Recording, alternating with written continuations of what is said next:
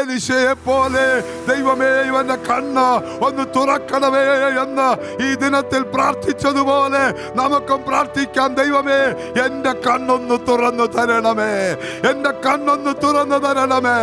ഈ വിഷയത്തിന്റെ നടുവിൽ, ഈ പ്രശ്നത്തിന്റെ നടുവിൽ, അതെ, ദൈവത്തിന്റെ പ്ലാൻ എന്താണ്, ദൈവത്തിന്റെ ഉദ്ദേശം എന്താണ്, ദൈവത്തിന്റെ ആഗ്രഹം എന്താണ്, ഇതിലൂടെ ദൈവം എന്നെ എന്താണ് പഠിപ്പിക്കാൻ ആഗ്രഹിക്കുന്നത് എന്ന് ഈ ദിനങ്ങളിൽ നാം ദൈവത്തോട് ചോദിക്കാൻ തയ്യാറായ ദൈവം നമ്മുടെ കണ്ണുകളെ തുറന്ന് ദൈവത്തിന്റെ വഴിയും ദൈവത്തിന്റെ പദ്ധതികളും കാണിച്ച് അത് കണ്ടു കഴിയുമ്പോൾ നമുക്ക് ചൈതന്യമായിരിക്കും. അത് കണ്ടു കഴിയുമ്പോൾ നമുക്ക് പുതിയ ബലമായിരിക്കും.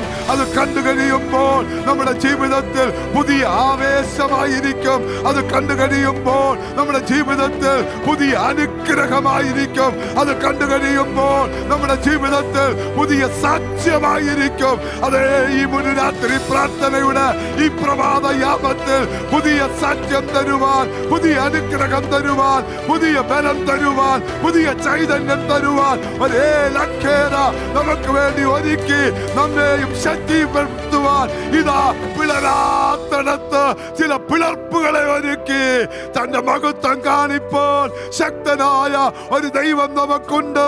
അതുകൊണ്ട് വിഷയത്തെ നോക്കി പതറാതെ ദൈവത്തോട് ചോദിക്ക്, ദൈവമേ ഇതിന്റെ പിന്നിലെ ഉദ്ദേശം എന്നെ ഒന്ന് ഗ്രഹിപ്പിച്ച് കാണിച്ചു തരണമേ.